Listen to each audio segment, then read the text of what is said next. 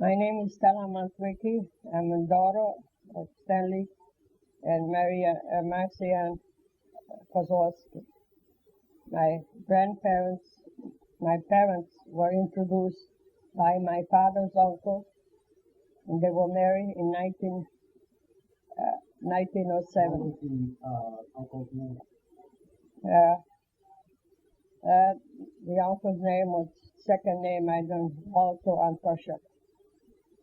And then my parents, and 2 weeks after my parents were married, my grandmother passed away, Catherine Kozlowski.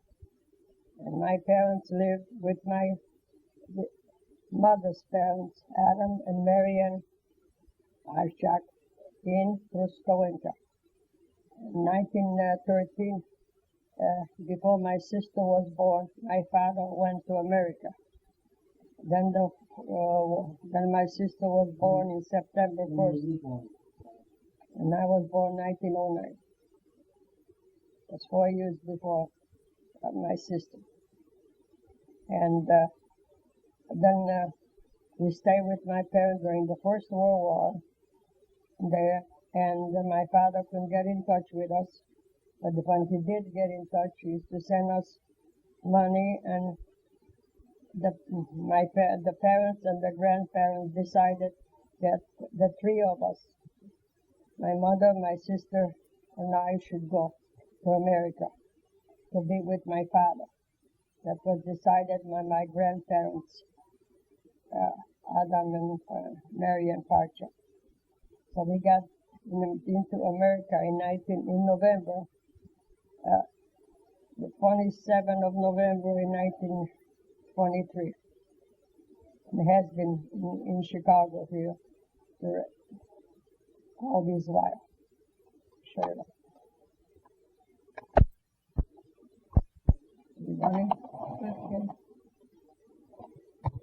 To get back to my father, my mother, they were both and only children living.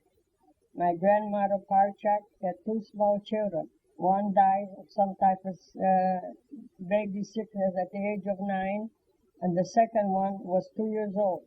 It was a boy and a girl. And my father's father, no. And my father's father passed away, some kind of flu, something at the age of 36. And he left the 2 children, my father and a sister. I don't know her name. She was at the age of 12. She died too. And so then during that time my parents were getting married. There was only one, each one was an only child of their parents. Living. That was living. And shut it off. Now what?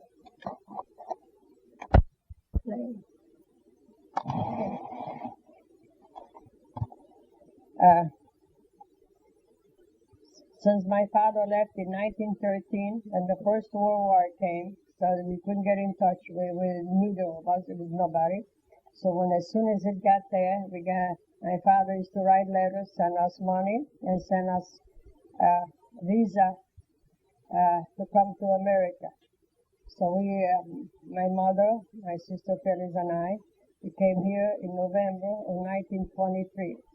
And it took us 30 days by stopping in England for a week, stopping a couple of days in Posen, and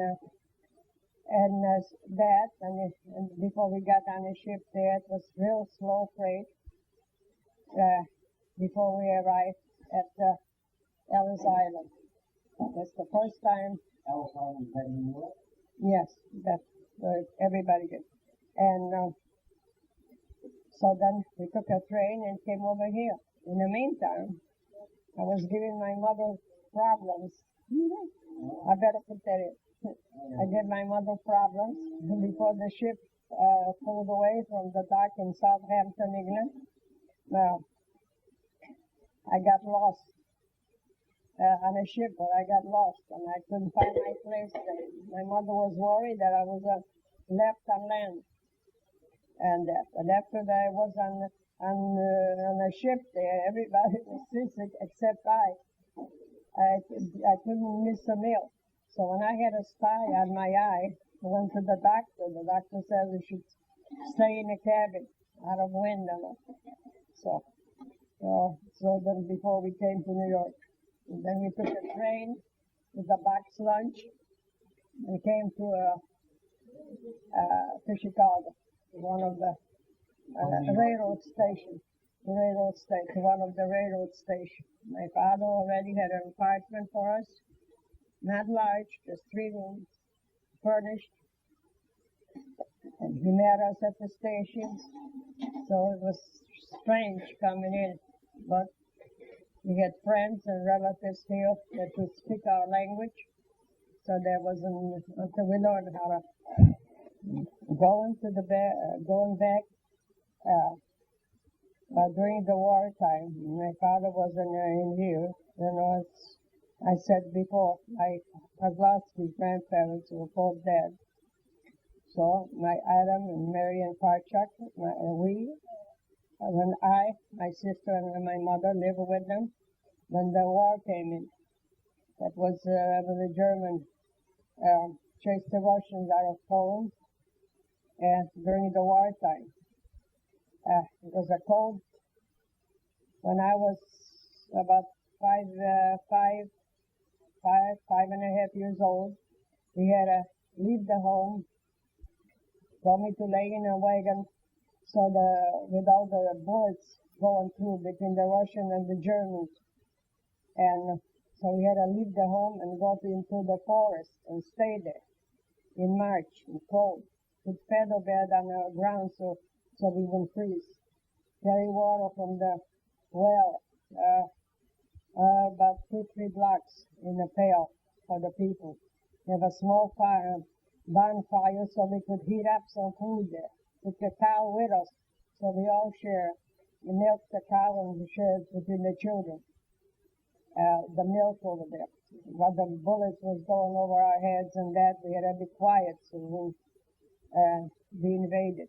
So when the time came for us, when everything got finished, back to our home, everything was stopped in a turvy, hay all over the cabin, over the floor, and nothing much to that. We had to scrounge around to get something to eat.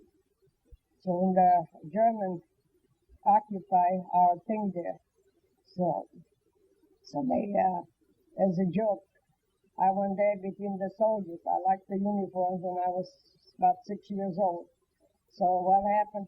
They gave me a T-shirt. The German fellow gave me a T-shirt, so I brought it home. And my grandmother dyed it, and she made a vase for it. And when all the soldiers because it was short, all the soldiers after they finished eating, there was a big kettle on the wheels there. So then they gave it to the people in the village. So I usually, I was the one. Some to be likable, or because so I went there with the pail like that to bring some food to the family. So I pick up my dad one here. Somebody picked me up to that, so the cook could give me a ladle or whatever, for food they were having that day. And then they gave us those that was left over. Some was coming and some were going, and any canned foods was left over. We got some of them, if you were nice to the Germans.